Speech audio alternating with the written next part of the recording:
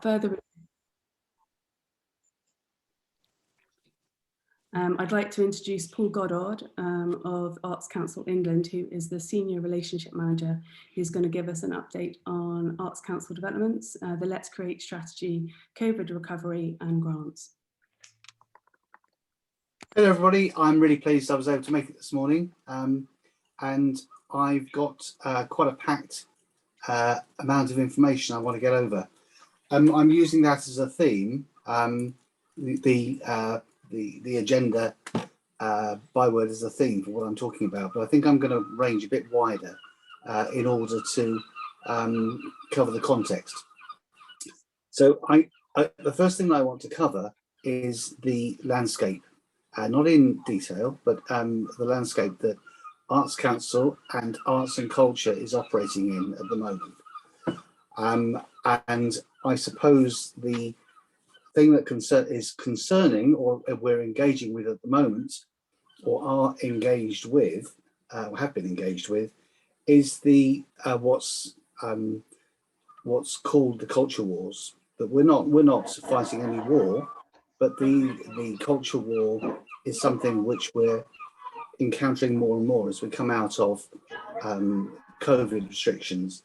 So examples of this, of course, which do absolutely impact on arts and culture, are the controversies over statues, taking the knee, Black Lives Matter, a particular one because Arts Council is responsible for museums and libraries as well as arts and culture. The complexities around museum collections. So that's to do with reappraisal of how the collection was accumulated, the complex debate about whether objects should be returned, it would be equally complex in other times, debate about whether museums should have a moral right or duty to sell objects in their collection in order to finance themselves. These are ongoing debates. The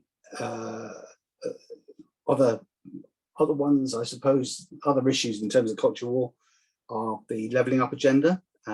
Southwest probably isn't a priority in the levelling up agenda, and the equality reviews that are taking place across organisations. So it's interesting that in terms of the pressure on organisations like BBC, Royal Opera House, and smaller organisations in terms of how their boards are composed, and those large organisations that need government culture secretary approval, prime minister approval of senior appointments, how they're being affected by some of the things that the government is saying about what they expect to see from organisations.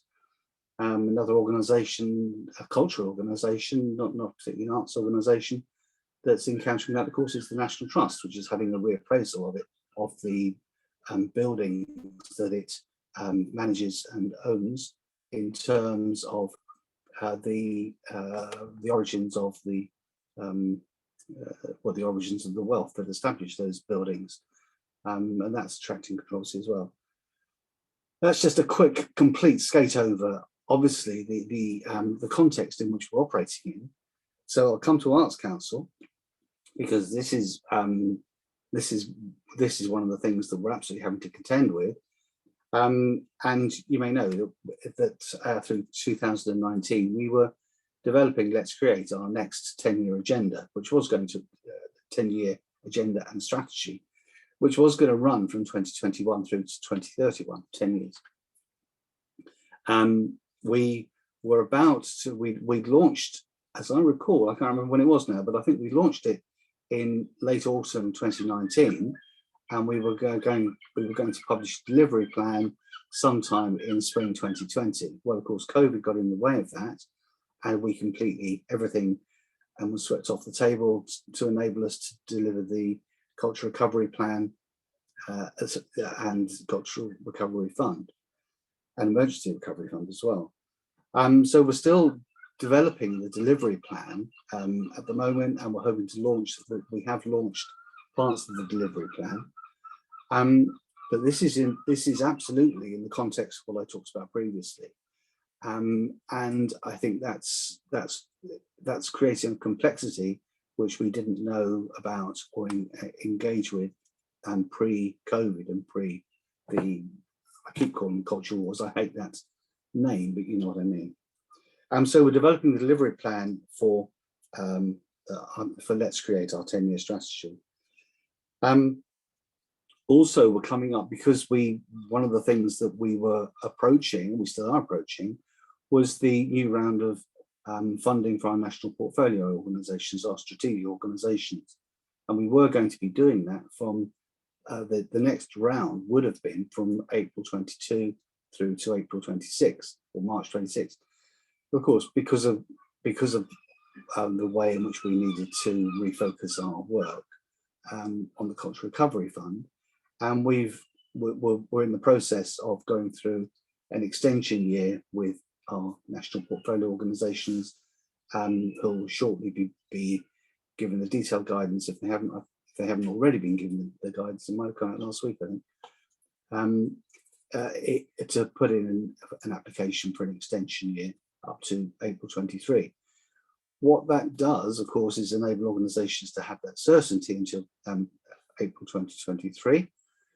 But what it means for us is that we have, in order to run our national portfolio funding programme from April 23, we've done doing the maths backwards.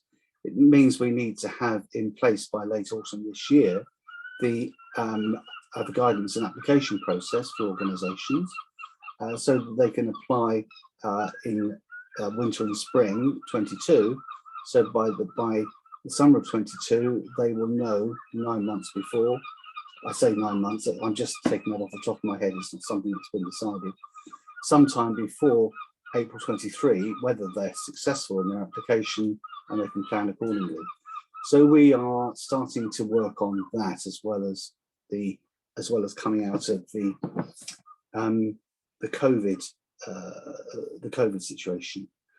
I am going to come on to talk about funding opportunities, but the reason that I've given this context is so you can see the complexity. It's not, if you go to our website, you'll see there are funding opportunities, and I'll talk about funding opportunities for organisations and for individuals in a little while.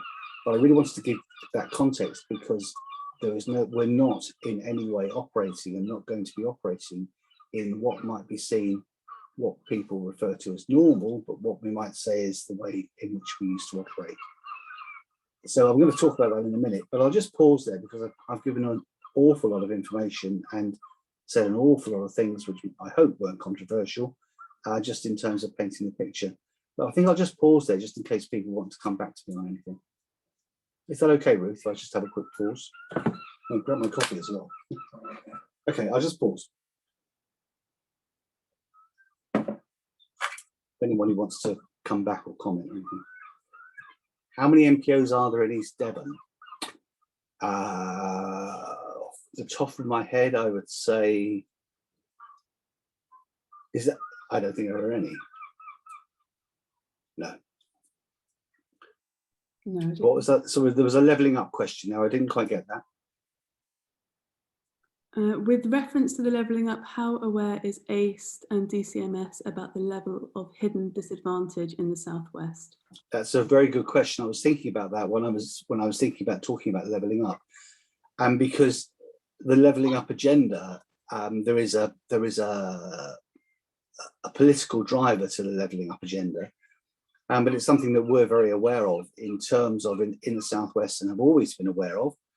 Dealing with it effectively is another thing, but rural deprivation and rural poverty is very much a reality in many areas of the Southwest, and it's something that I think we're pretty aware of. What we do about that, how we address that, how we can address it within the context of the wider levelling up agenda, is something that I don't think we've ever been able to effectively find a method to do so.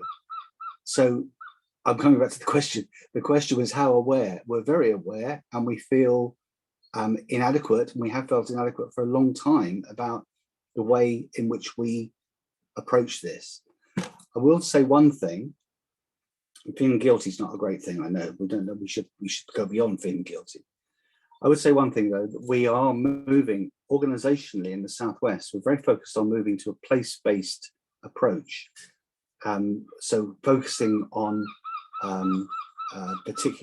focusing on all localities, and from autumn onwards, every locality in the Southwest will have a named person. In terms of when we're talking here, when we're talking about localities, we're talking about districts at district level, or unitary authority level, or borough. We're talking about that level of oversight. Every one of those authorities will have a named person who has a lead responsibility.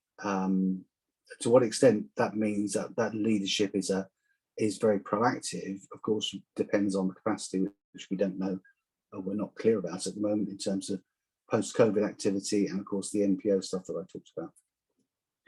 But there is an awareness, there's a strong awareness of that, of needing to deal with that hidden, invisible deprivation and neglect that's a characteristic of lots of places in the Southwest, particularly rural.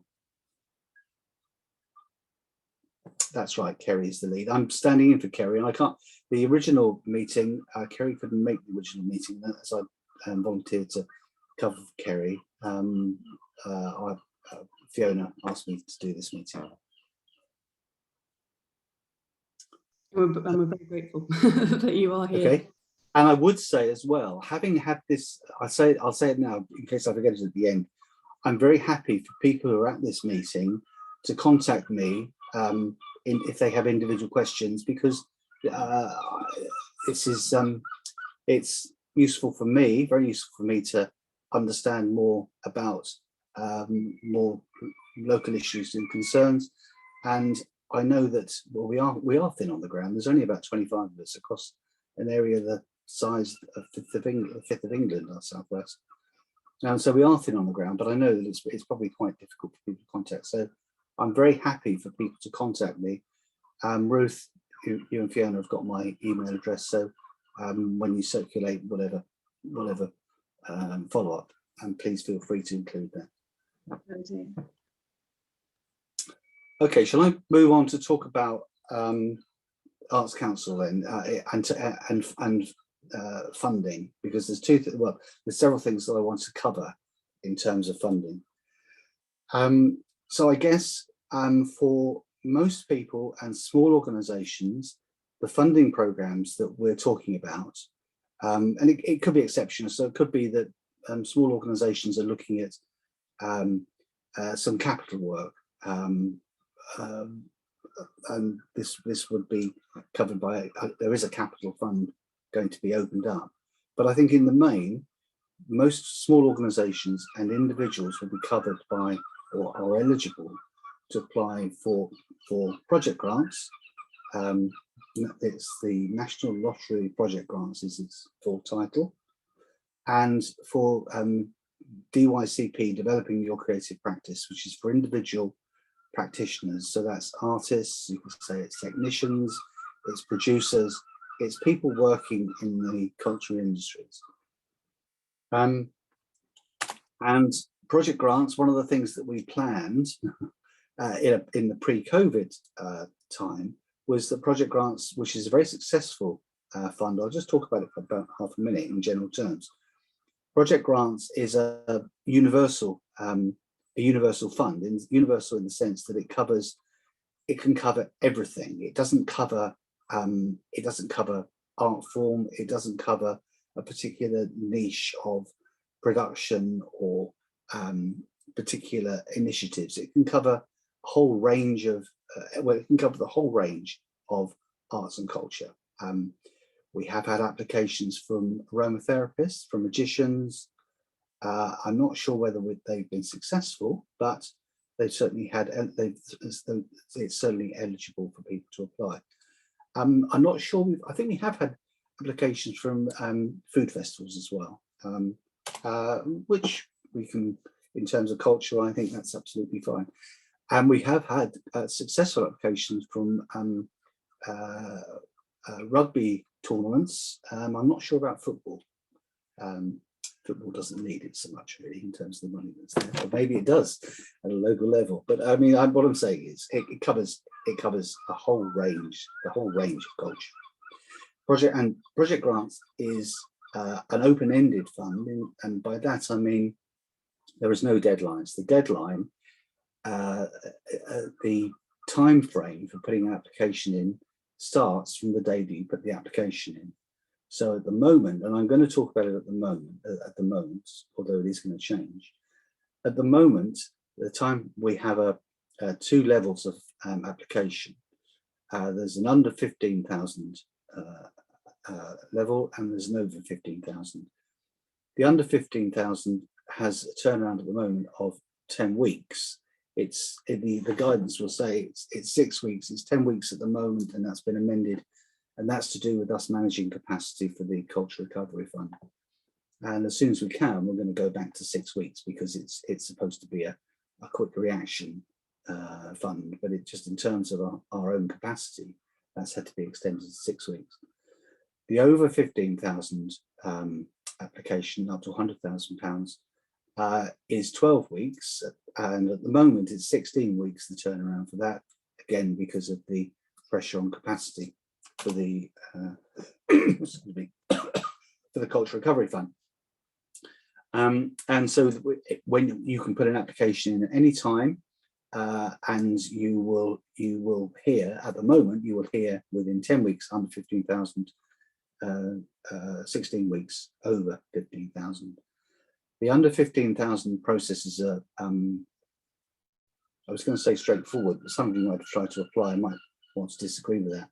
We have an online application process, and the system's called Grantium, and it's a system which we bought off the shelf several years ago.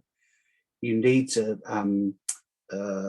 register an account, like you do these days with most online things. You need to register, and once you have an account, you then can log into Grantium and make an application. It's not the most user-friendly system, and people do encounter problems with it. And we have a helpline which should enable people, hopefully enables people to get through their problems. The process with the under 15,000 is that we have a panel which reads all the applications, and then there is a decision that panel makes the decision. With over 15,000, all those applications are appraised, which is I don't want to define appraised. The difference between appraising and assessing. It's a streamlined process for assessors. It's appraised, and then that goes to an independent panel, which is chaired by one of our directors, one of our area directors, for a decision. The demand for funding is intense, and so, as you can imagine, and coming out of lockdowns, will probably 25 to 30% of the under 15s are getting through, and probably less than that, probably 20%, 25% of the over 15s are successful. So it's highly competitive. I'll stop there. If anybody's got any questions about project grants, then I'll move on to developing your creative practice. Project grants is for organisations and individuals. Okay, I'll move on quickly then to developing your creative practice. Developing your creative practice is a really flexible fund for individuals, and it is, as it says, it is for developing creative practice. It's for during last year we've broadened out the eligibility criteria, and originally when it was introduced, it was for artists who, not necessarily, or for practitioners who had some sort of form and track record behind them. It's necessary to be able to demonstrate that you do have that, but it's not to the same extent at the moment to become eligible. It can be up to £10,000, and it can be funding research, it can be funding courses, it can be funding some equipment that you might need, it can fund ongoing training, all those sorts of things. It's a pretty flexible fund.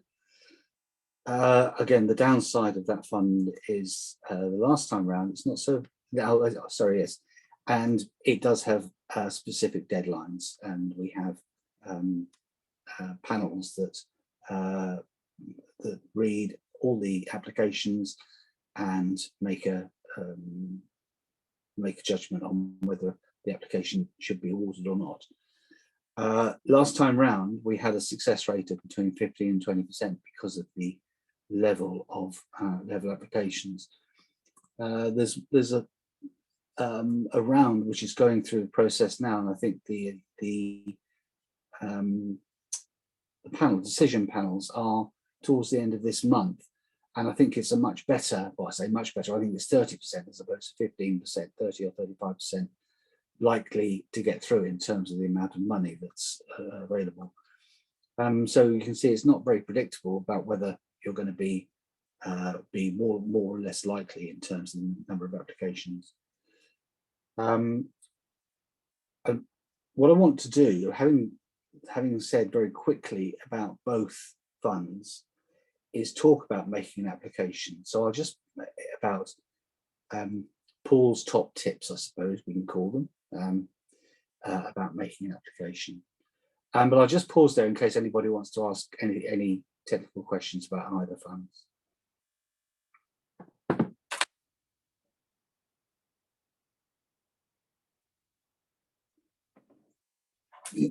Okay, so one of the things that I think it is really difficult to get across to for us to communicate, and I don't know why, and I think maybe it's the enthusiasm of applicants, that we are passionate about the arts and culture, and the people that we engage with, yourselves, are passionate about arts and culture.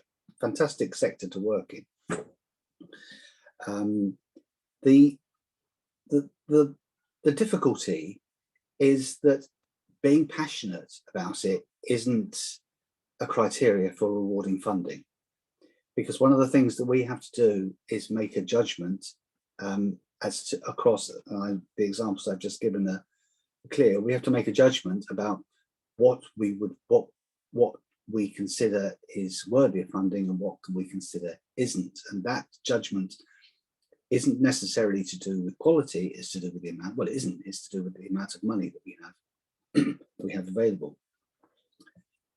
So it's really one of the things that we've developed, and I think project grants, I still think project grants is a fantastic one, because what we have with project grants, very clearly, we lay out the criteria for which on which we make an assessment.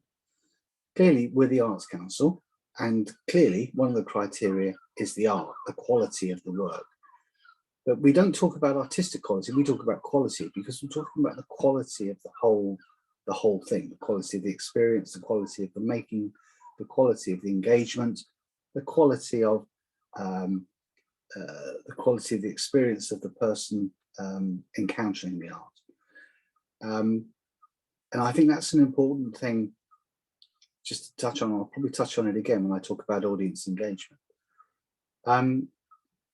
Because, and this is again, it's an obvious thing to say, but I don't see there's any harm in saying it.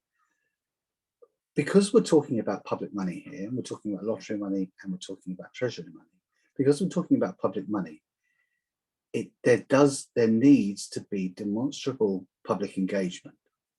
It doesn't necessarily need to be immediate.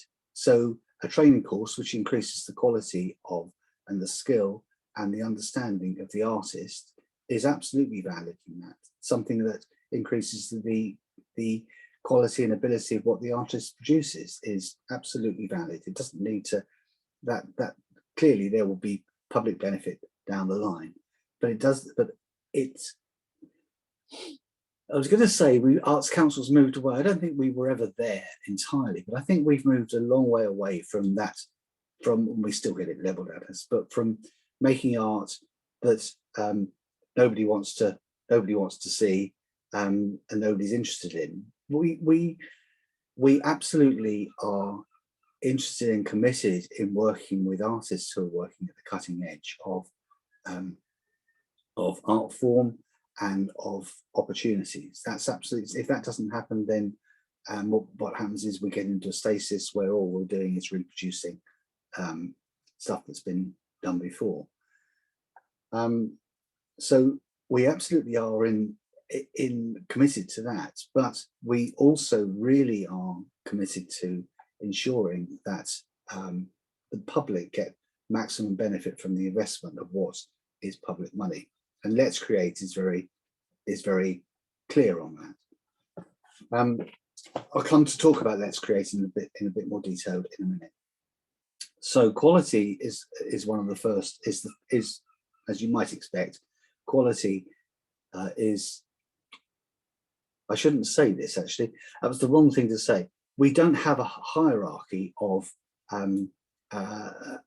criteria, but if we're the Arts Council and we didn't put quality at the top, somebody might say, well, why have you got quality at the top if you're the Arts Council? So I talk about quality as the first thing, but each of the criteria for project grants has equal weighting. So the second one is public engagement. I've already talked about public engagement quite a lot here, but being able to demonstrate engagement with the public, or engagement, yes, engagement. The public is a broad church. The public can be prisoners in a prison. The public can be children and young people. It can be a very specialist group of people with special needs who need really focused, detailed work. We're not talking about mass public. We're talking about a public. But being able to demonstrate public engagement is very important. And I think one of the things we see quite a lot of in applications is applications that are driven by the urge of the artist to make work, and that's something that we recognize and respect and admire. But that urge isn't matched with pairing that urge with a demand for work. So we see quite a lot of applications that are artist-led with no demonstration of demand. Now that's fine. There's nothing wrong with artists. Artists have always made work because they can't not do it. I mean, that's something which is a fantastic thing to admire. But in terms of getting public money for that, that's not so easy because it does need to be some level of public engagement. The third criteria that we would look at would be the financial criteria. So, excuse me, we would expect with every application, this is what we say in our guidance, we would expect with every application for there to be at least 10% partnership funding. You can imagine, given the circumstances I've just talked about in terms of the demand on funding, on funds and all the rest of it, that even more so, we've always looked at it this way, but even more so these days, that 10% isn't a recommended level. That 10% is an eligibility criteria. So the more partnership funding you can find for any project, and the stronger it becomes. And I'll just say a couple more things there, because one of the things that partnership funding demonstrates is that you have persuaded other people, organizations, whatever it might be, that your project is worth supporting. And this is where money from local authorities comes in, because we know, understand and sympathize. The local authorities have huge demands on their funds, particularly given the context of what I was talking about just now in terms of the way that some local authorities might regard culture. I used to run an arts organisation, and I used to go to council meetings when there was issues to do with funding the arts and funding culture were concerned. We couldn't speak, but I mean, at least I was there being a presence. And I used to hear the debates, and sometimes they weren't particularly high quality, but sometimes they were. And you think the demands on, I live in South Devon, and the demands for providing a new fishing quay in Kingswear were absolutely intense in terms of the economic well-being of the local people. And you think, well, how do you balance that against saying, well, it would be nice to sort of provide a bit more cultural activity in Dartmouth or whatever it might be. So I think we understand that. So what I'm saying about local authorities is that if local authorities are able to find, and you've got an application for something for £15,000, you're putting an application in for, and your local authority can find £250, it doesn't scratch the surface in terms of the amount of money you're trying to raise, but it demonstrates a huge amount of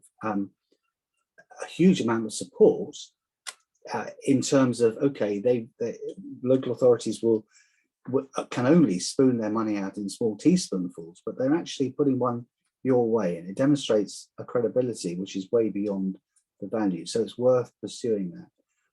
The other thing I would say about funding, other sources of funding, is that it really, apart from the partnership thing, it really, we see applications. So an application, let's take one of these for art's sakes applications. I know that's being a bit glib describing it like that, but I think you understand what I mean. If we take one of those applications, it's reasonable to expect. So an application that might fall into that category would be a writer seeking time, buying some time, wanting to buy some time in order to complete whatever it might be, a novel or whatever it might be. And that's a very straightforward application. There's not going to be any immediate return on that. What we'd expect to see would be some sort of interest from a publisher, some sort of plan for it going, some having a life post completion. But we wouldn't expect to see too much partnership funding. An application for a community festival taking place over 3 days in the small village, well, it doesn't matter really where it might be, we would expect to see, on the other hand, for that, reasonable support. And I say reasonable, we are living straight in time, but reasonable support, maybe from the parish council, it could be support in kind, maybe some local businesses chipping something in. You can see where I'm going with this, that it's sort of, if it's something which is community oriented and community based, then we'd want to see appropriate community financial support in there as well. And it is very, I find it slightly oppressing that we continue to receive a lot of applications, and applications, up to sort of £80,000-90,000, where really people haven't considered. I'm not suggesting that many of you are going to be putting the applications in that level, but people haven't considered that unless they get significant public partnership funding, how on earth can the Arts Council spend £80,000 on many projects? It's just not feasible in this day and age. And it's something which we see. I think we haven't got the message over strongly enough. So that's why I'm saying it today. I'll just pause there, and I'm just going to go on to Let's Create, and then I'm going to wind up and take general questions. Is that okay, Ruth?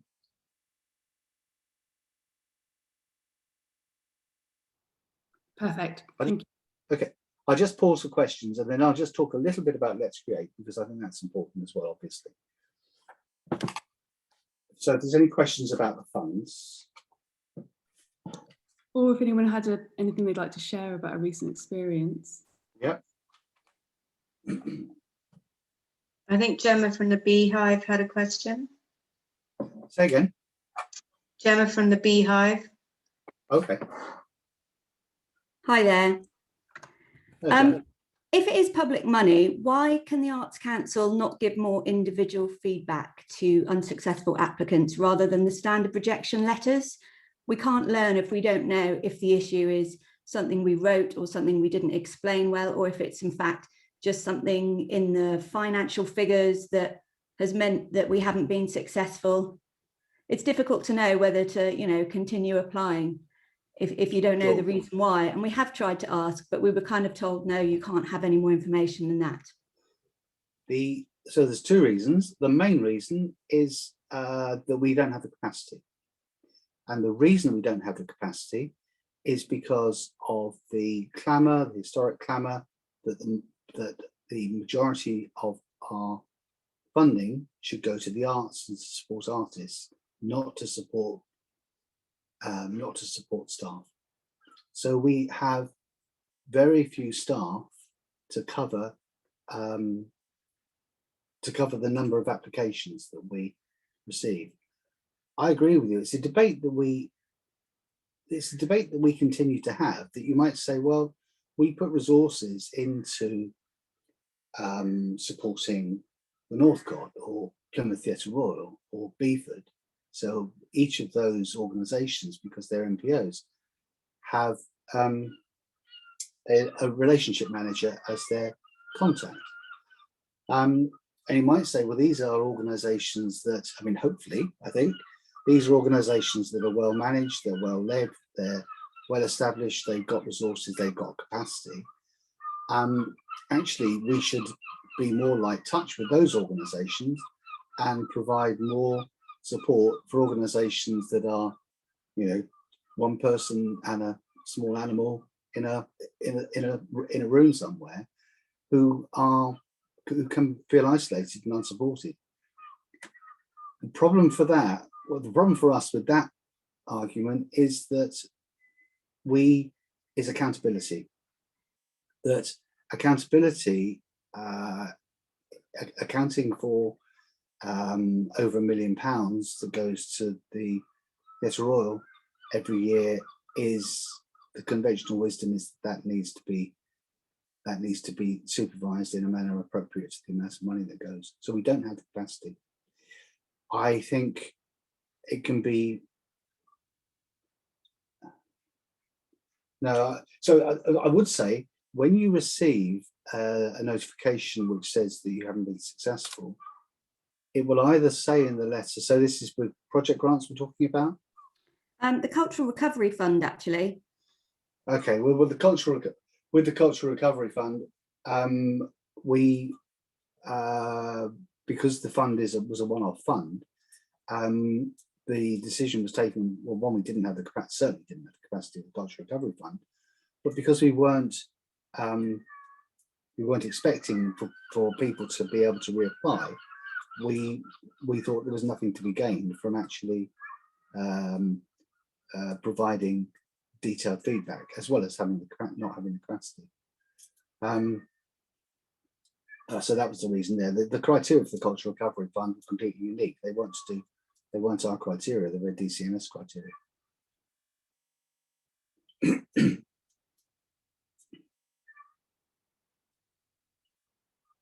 There's another question from Claire Gulliver. Claire. Okay. Hi, sorry, shall I just read that one out effectively? I'm just interested in the how you manage the relationship between outreach and demand for work, how you can demonstrate that people want adventurous work if they haven't experienced it before, and so they might be more likely to be advocating for something that's more repetitious in nature. I think there's something there that you, which I think perhaps it would have been useful for me to mention when I was giving a general overview. But one of the things that we moved away from quite a few years ago is us deciding what arts and culture we should be funding. So one of the complaints in terms, I'll use the Cultural Recovery Fund here as an example. One of the complaints with the Cultural Recovery Fund was, particularly because you might know that there are organisations like nightclubs, music bars, those sorts of things were successful in their application, and there was a whole clamour from organisations that didn't apply, say, why did so and so? Obviously there's a competition element there. why did they get the money and we didn't get any money? And the simple reason is you didn't apply. You might have got money if you applied. So I'm using that as an example to say that we do not decide on the nature of what we should be funding. We have our criteria, and we're very clear. And this is what we fund. We fund according to our criteria. That's why I mentioned it just now, that it's the criteria that are important. And making an application against those criteria. So examples there might be and I don't know East Devon, I live in Devon, well, I live in South Hams, so on the other side of Exeter, so it's another world as far as I'm concerned, East Devon. But an example might be that in Somerset, there's a lot of carnival clubs that we regularly receive applications to project grants from carnival. In Cornwall, we receive applications from bands, traditional community-based organisations. So it's not that we choose a particular art form or a particular genre or to fund work which is cutting edge. We fund according to how an application. This is a really good. I'm glad you asked that question because it can help me repeat what I said just now. We fund according to how strongly an applicant demonstrates they meet the criteria.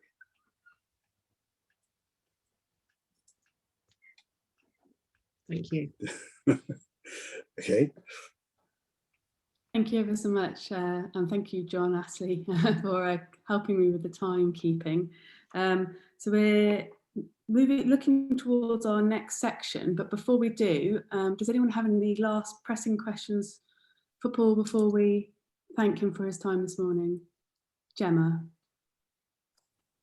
Hi, I just, you talked there about certain criteria not being met. I just wondered if just a simple tick box of what the criteria were and literally just something saying, this is the one you didn't meet, would be, that wouldn't take too long to feed back to people. It certainly wouldn't require individual meetings, but it would really help organisations know which criteria was not met. So if your application doesn't meet criteria, the letters that we send out, and I'm not familiar enough with CRF, so it might not have happened that way, but the letters that we send out with project grants and with DYCP will say your application had weaknesses in finance and management. If it doesn't say that, then all it is that you're one of the 75% of applications that were unsuccessful because it wasn't as strong.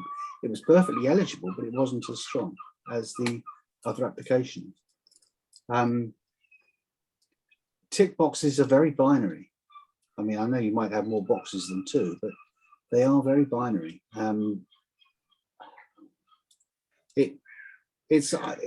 understand your question, your frustration about this, but it's not something that we are quite hard, I suppose, but I think it's the way we have to be in order to be fair. It's up to the applicant to make the case.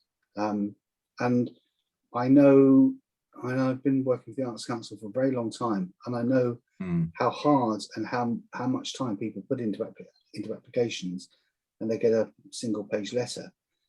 But it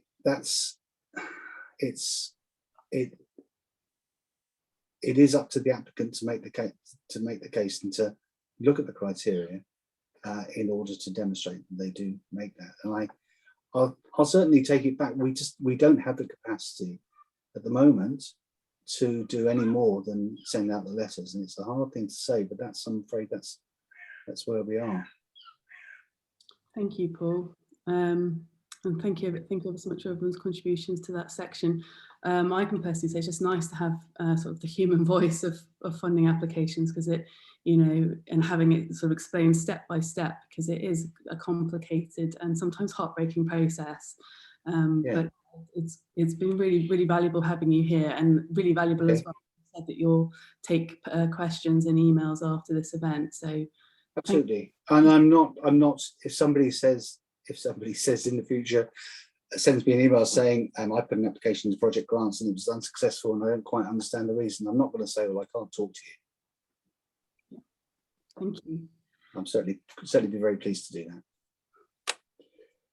Lovely. Well, now we're going to introduce our 3 new arts and culture champions, and I'm delighted to do this. I'd also going to take the opportunity to say that we've actually got 3 vacancies for a visual arts champion and a theatre champion. So as you're listening to these 3 speakers, do have a think about whether you'd like to join them in their role, and we'll send you out an introductory pack.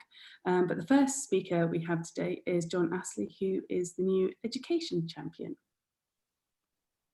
Right, thank you, Ruth. Well, I've got a few things I wanted to say, but the first thing I want to say is that, quite frankly, I found that the most depressing introduction to a meeting on arts and culture that I have heard for many, many years. To remind us all, as if we didn't know already, that most of our world is dominated by money and who controls that money. The fact that the money is public money and is controlled by a hierarchy of bureaucrats is not heartwarming at all, actually. And I think it's almost totally irrelevant to what most of the things we need to talk about in East Devon about arts and culture. Those things are available on bits of paper. They're available on websites. People can go and have a look at them and tear them up and scream at them and shout at the television or whatever they want to do.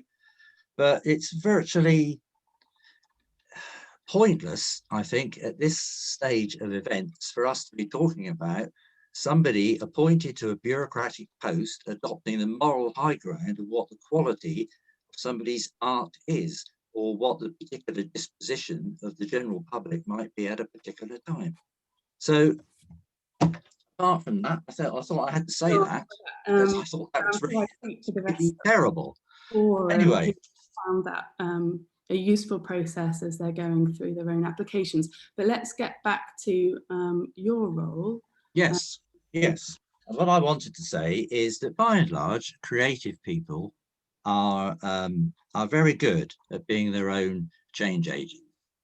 They have a real purpose, and that is reflected in their practice. And one of the things that most artists, or whatever medium they're working in, want to do is to attempt to draw on their own insights and their own interpretation of the society in which they live and pass that on to other people. And I think that's one of the things that we can talk about. And I'm very interested in the interrelationship between the creative person and whoever the audience might be for that. That is a learning and educational process that is going on. And I know that most people involved in any kind of creative work are very interested in that interrelationship that they have with people who are in some way or other consuming their particular product, whatever that might be. So this is an active process. It's a dialectical process in terms of the relationship between the artist and the people that they are reaching in one way or another. So I would want to emphasize the fact that there are countless learning opportunities in here, in terms of the way in which a particular artist is developing their own practice, and the way in which people who are having access to what that artist does are obviously in a process of learning as well.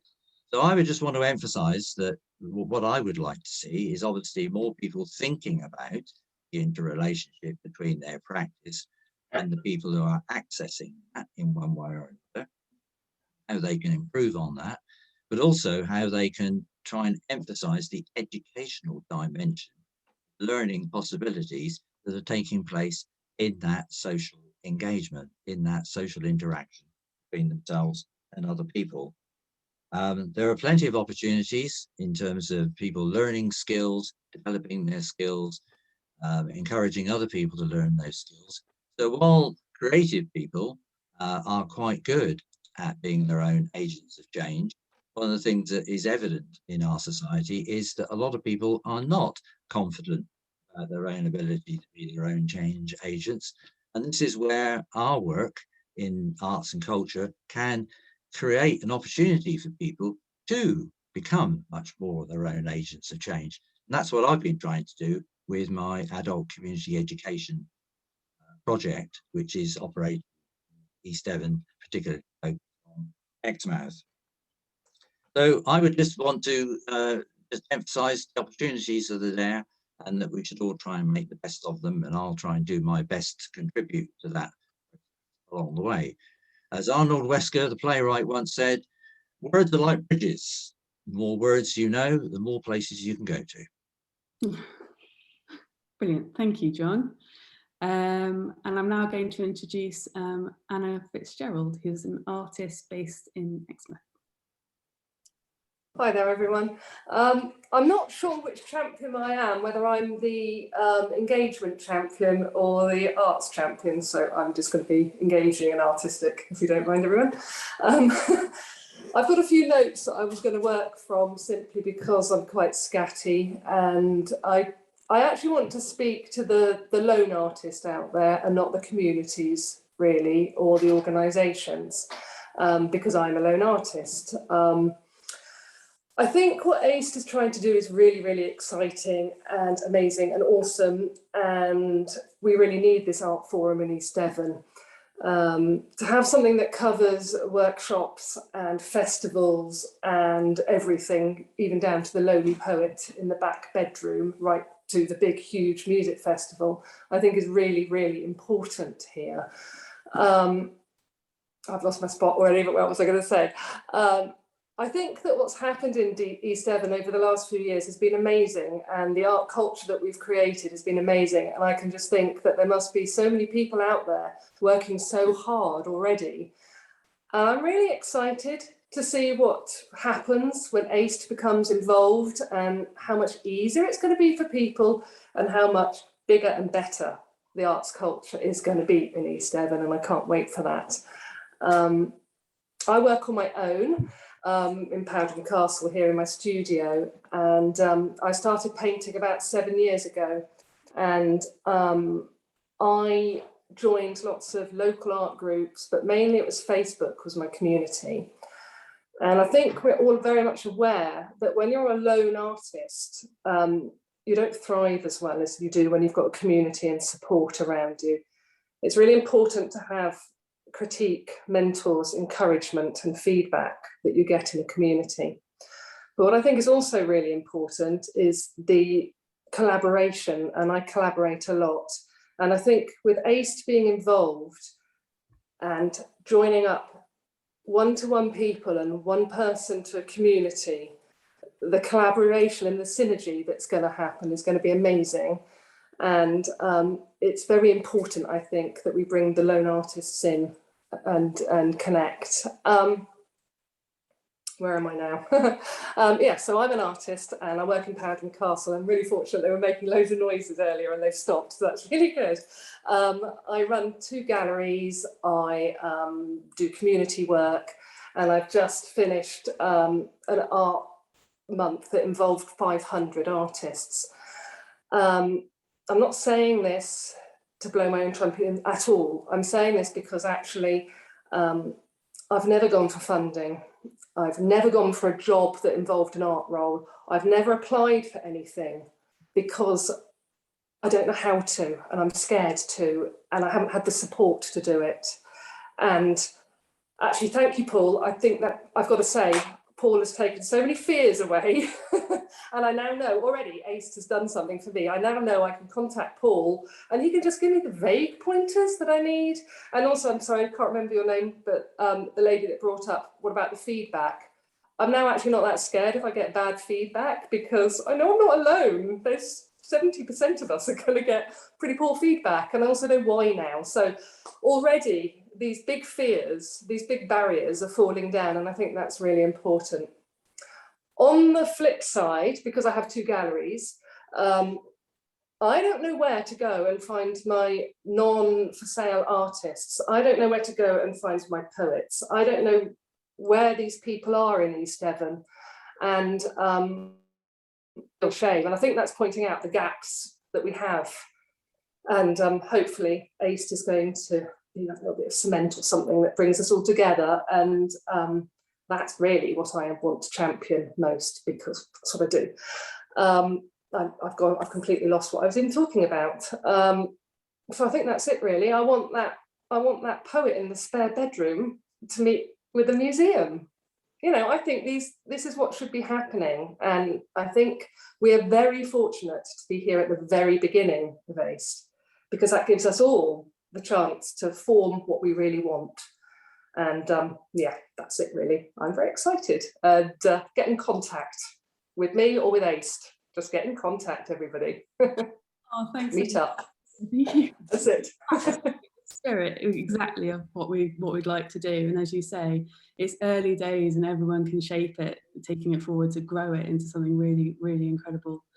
We'll come back on to actually the nuts and bolts of how we're going to tangibly connect people at the end, because I've got a couple of ideas, but now we'll go over to Ellen Mills, who is our decolonisation champion.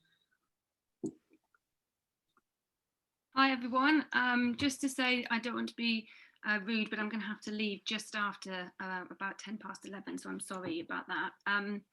So thank you, Ruth, thank you, Paul, and John and Anna. So I'm just going to really introduce myself, talk about my background and some of the projects I'm doing. I really don't know any faces here, so I'm assuming you don't know me either. So I thought the best thing to do is just kind of introduce myself. So my name's Ella. I'm a social and cultural art historian. I lecture at the University of Plymouth in modern and contemporary art. My area of specialism is Black British art and Black British art histories. And I've spent over a decade working with artists like Lubena Hamid, who was the first Black woman to win the Turner Prize, and Sonia Boyce, who is the first Black woman to represent Britain in the Venice Biennale. And I studied and have worked elsewhere, not in Devon, so most of my connections are kind of in the north or in London, but I live here and I'm from here.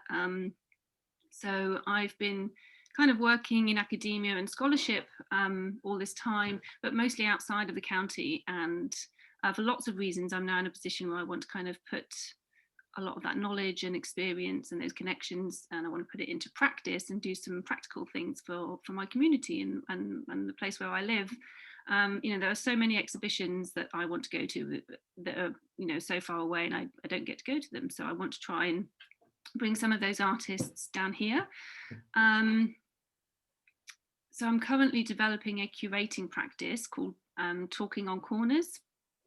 And the aim of that is, well, lots of things, but really it's to kind of do that, is to kind of bring those connections to Devon. So I want to bring some really kind of high quality visual art down to Devon, with a focus on artists of colour and Black artists with national and international reputations, and then at the same time uplifting local creatives and building relationships between the two, and really to work hard on engaging Black audiences. That's a really big point for Talking on Corners.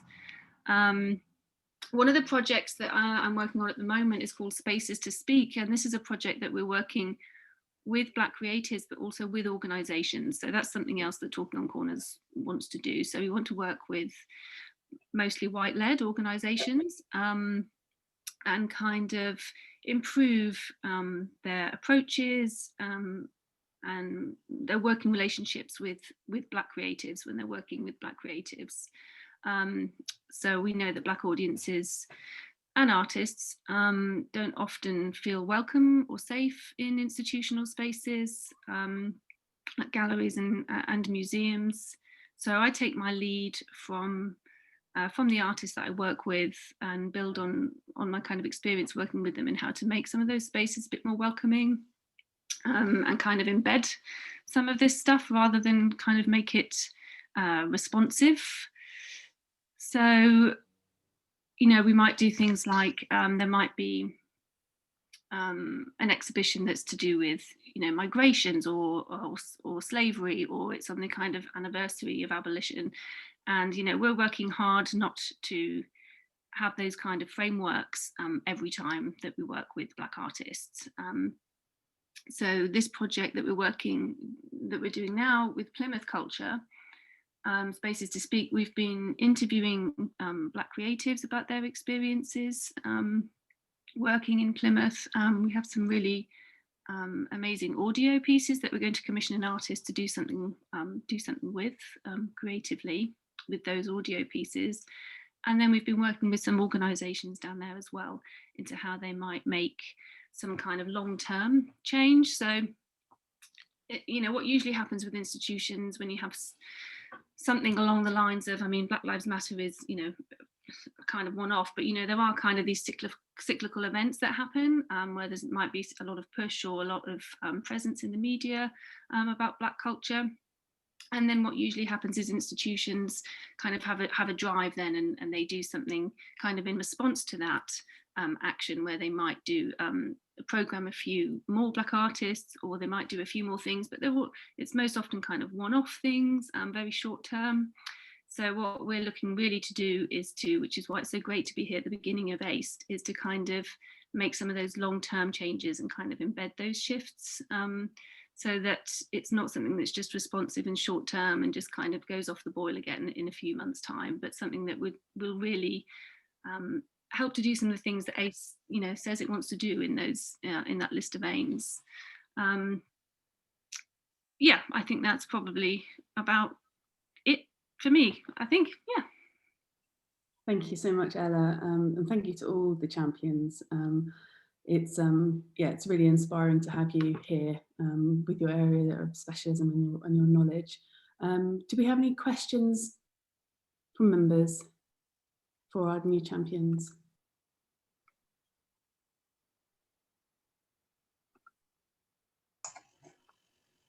Can I ask a question? Sorry, after you.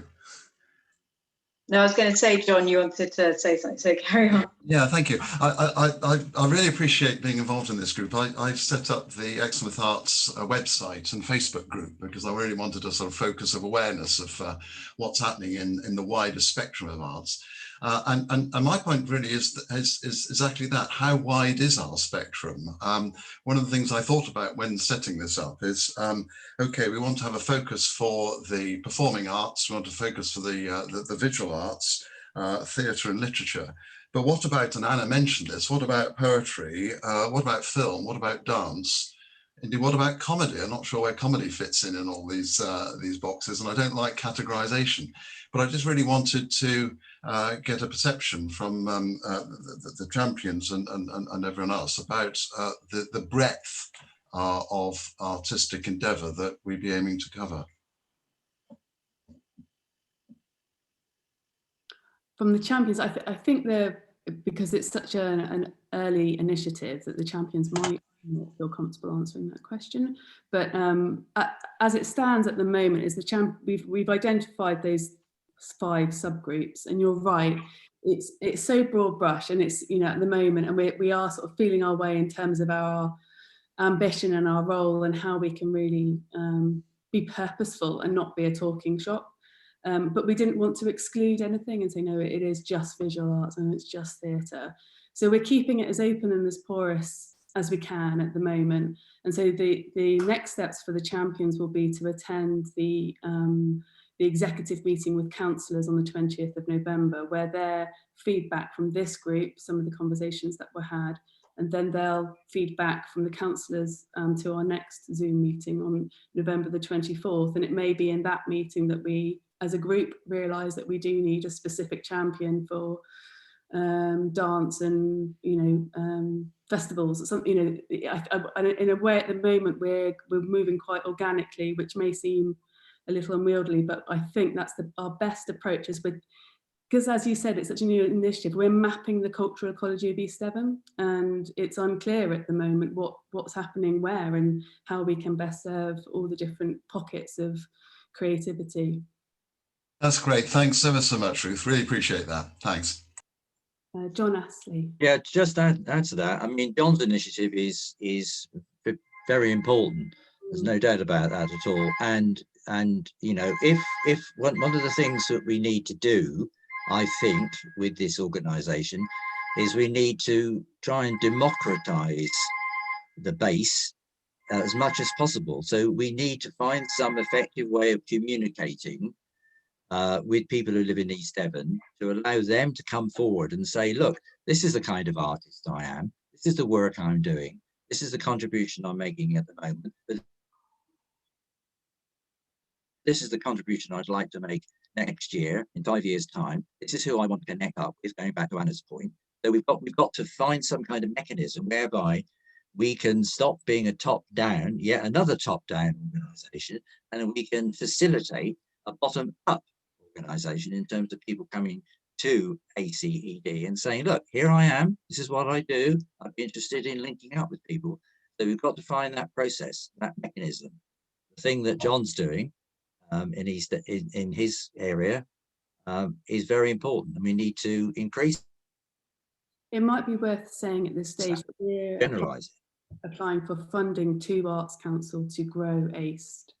So at the moment, it's, as you know, it's attached to the Thelma Holbert Gallery, working with East, well, as part of East Devon District Council, but we're looking to have a designated coordinator to grow it, towards the end of the year. So we're very aware of the infrastructure that needs to be in place for it to function as appropriately as possible.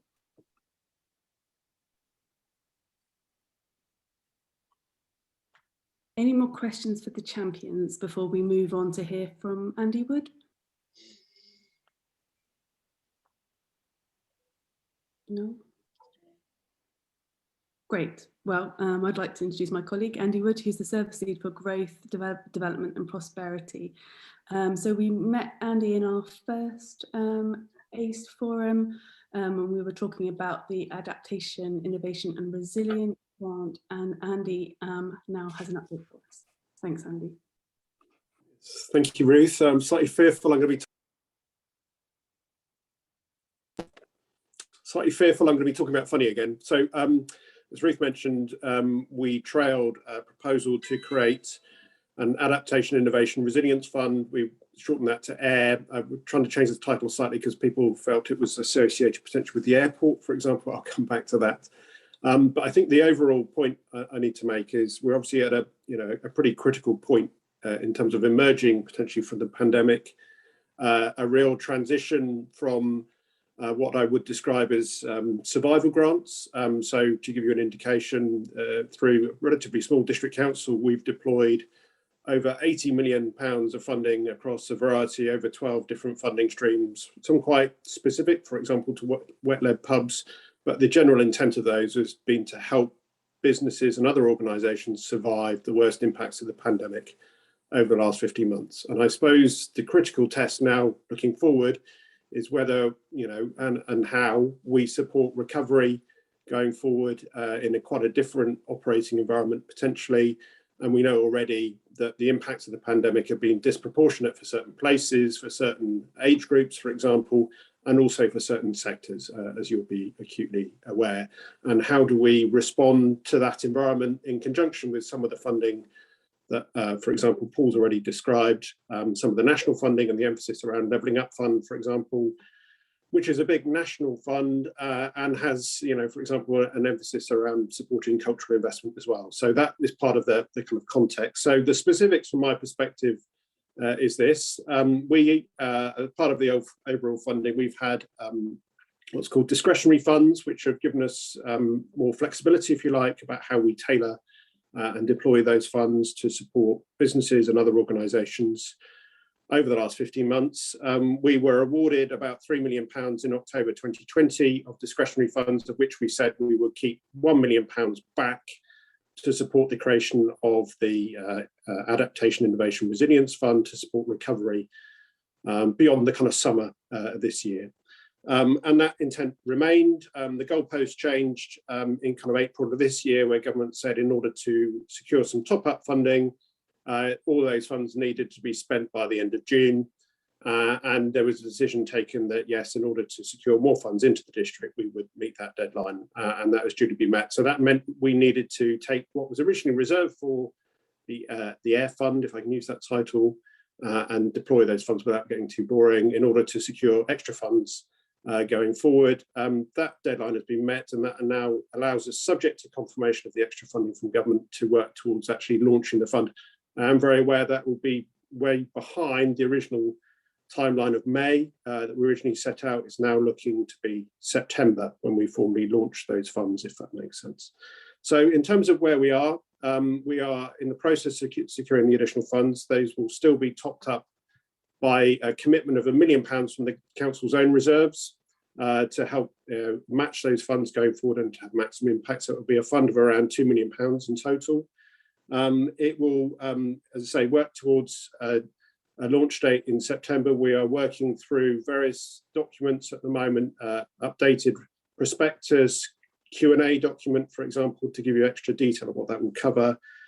Also to weave in specific aspects such as green recovery, for example. How do we pivot towards net zero and a low carbon recovery going forward are all kind of critical aspects, I think, about how we need to change rather than return to kind of business as usual going forward as well. Other aspects just to mention, it will be in two forms or two categories, much like Paul described earlier. There will be up to £50,000 for individual applications and up to £150,000 for collaborative proposals, whatever form those take going forward. So there's an opportunity, I think, for this group, for example, to think about how collaboration happens and how that might support an application going forward. And as I say, I will keep in contact with Ruth and provide her with an update as we come through with more detail during the course of August, looking towards a launch in September. But clearly, I think there's also an opportunity to stretch and to help secure more funds from other national sources, for example, as described earlier in terms of how we position the district going forward and make the most of what yourselves and a kind of creative-led recovery, if that makes sense, going forward can achieve. Thank you. Thank you, Andy. Brilliant. I should say I'm very happy to take any questions or to provide a more considered response by email as well.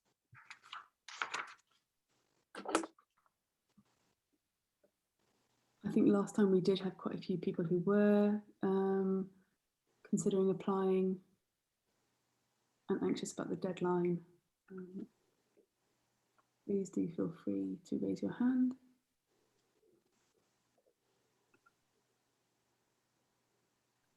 I think we did have some questions before about how it was going to be divided into or spread across different art forms. Perhaps, Andy, you could just share a little bit about on the selection panel of it.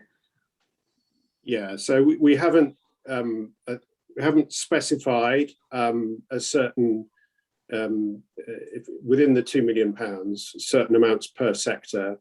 I think it's difficult to get into a discussion around which sector has been most impacted in the district. It feels could get into a bit of a downward spiral if we're down that route, particularly as we've got the likes of the airport, which have seen 1,000 job losses, for example. So it's quite a challenge across the board. And it's really making sure we set the right criteria for supporting proposals to come forward with relevant support. So there'll be a two-stage application process and an expression of interest, which will provide a steer and some feedback, hopefully, alongside having some support to develop proposals that meet the criteria going forward. So hopefully that will maximise the chances of success. We can work collaboratively with you to do that. And the relevant criteria will be set out in the prospectus document, and the questions and answers as well will provide the additional detail, if that makes sense, Ruth. I think just to recap as well, the part of the impetus for setting up ACED was this fund in terms of how do we network the cultural communities so that they can apply for some of the collaborative funds. So what Anna was mentioning earlier is like, how do we have like a database or the Bible of who is active in East Devon would be really useful. So as I said, I'll come on to that later. But any other questions for Andy before or any other questions in general for any of the champions? I'm afraid we've lost Ella. There's a question from Kate. Can we have contact details so we can ask more about this going forward? Yes, sorry, Andy, carry on. I was just going to put my email address in the chat, if that would be helpful. That'd be super. Thank you. Thank you.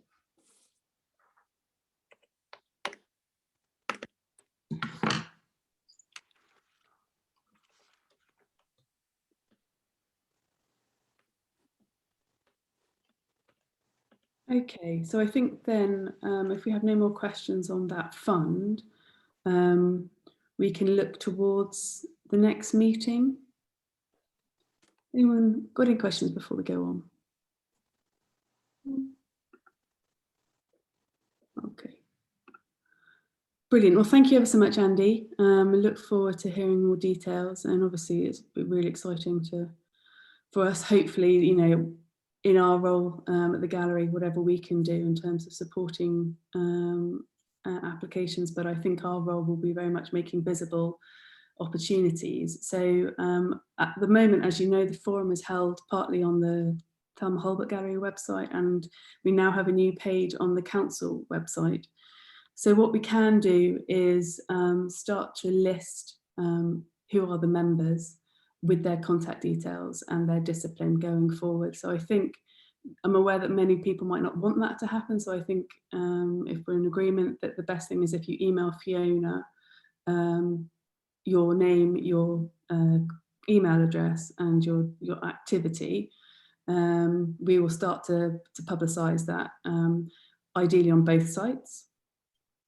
And I just wanted to update you. Obviously, I shared the news that we're going to be going for funding to support this forum, to grow it and embed it. But also, you know, there's a much wider discussion happening around cultural tourism and the cultural ecology of East Devon. And I'm heartened to say that we are developing a strategic plan, and that's going out to tender. So funding has been released to do that.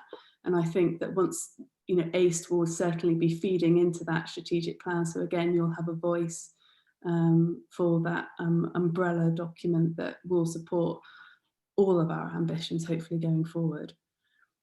So I think I've come to the end of my notes that I wanted to say today. I've just got lots of other things I'd love to share, but this is a forum for you. So perhaps in the last 10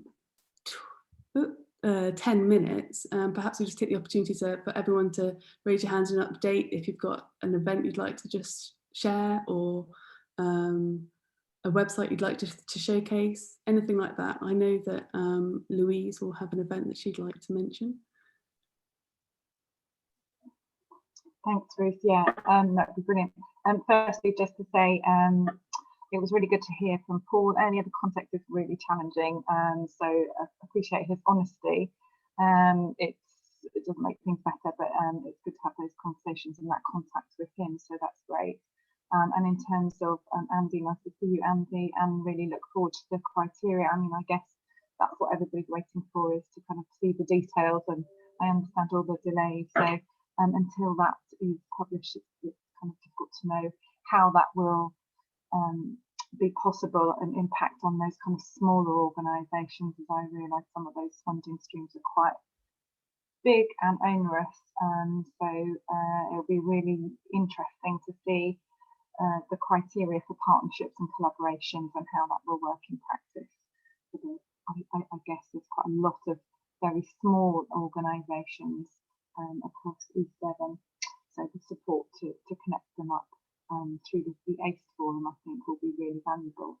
I just wanted to give a bit of a plug to a collaborative event that's happening on Sunday in Sidmouth, and that's in partnership with the Thelma Holbert Gallery, and that is the first of the Climate Conversations events, which will be held on the Ham in Sidmouth from 11 till 4 on Sunday. So the Creative Cabin will be there, and Sidmouth Coastal Community Hub will have a number of different creative activities, trying to enhance, enable and facilitate those climate conversations, and there'll be a bit of food and drink and bar, so hopefully you will find the opportunity. It's going to be sunny as well, so get your sun cream on and come and join us. You're very welcome.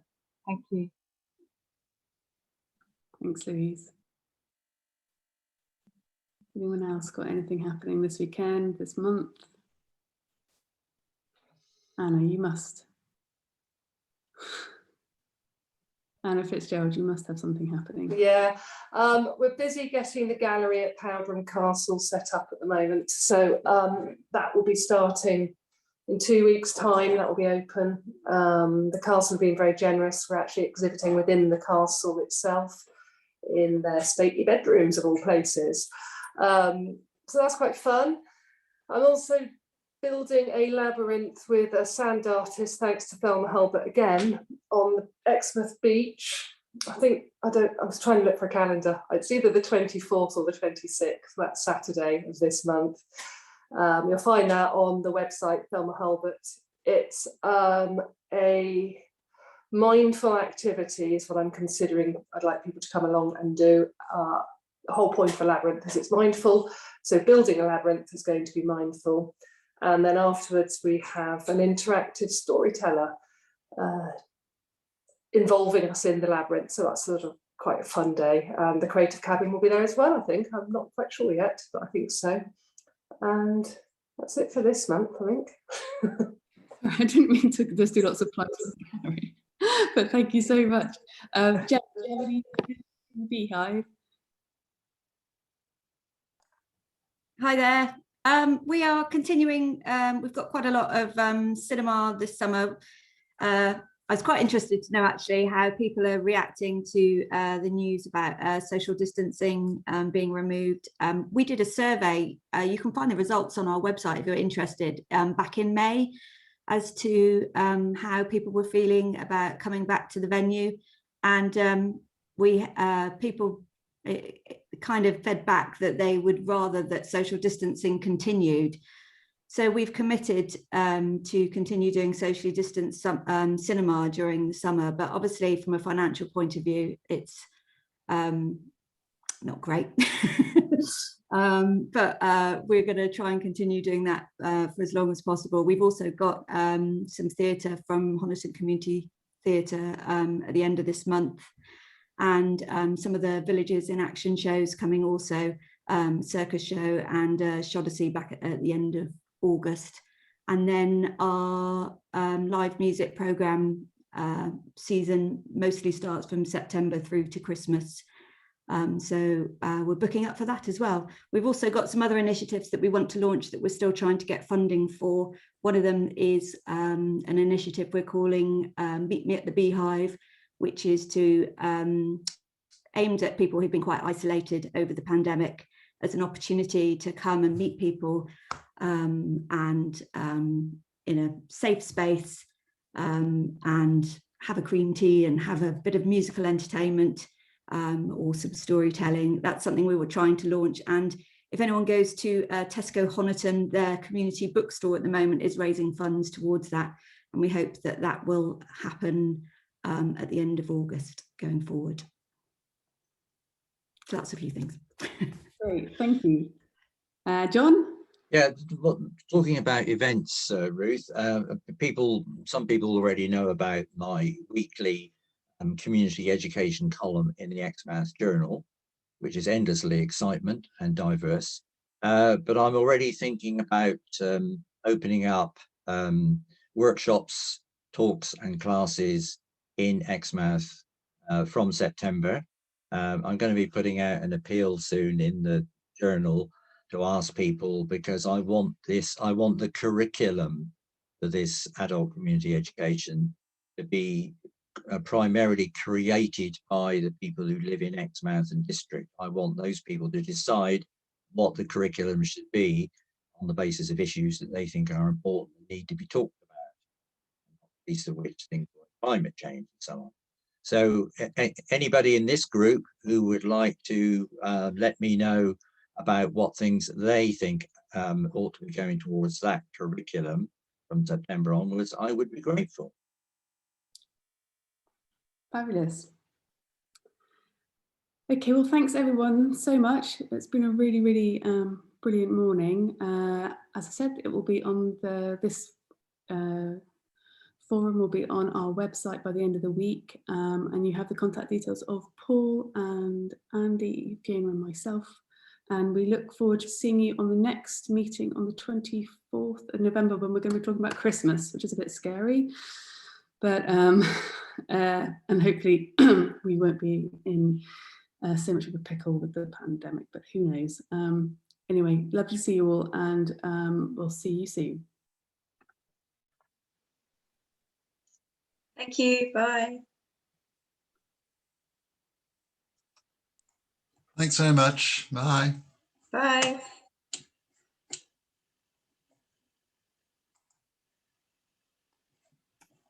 Thank you, everyone. Where's my mouse gone?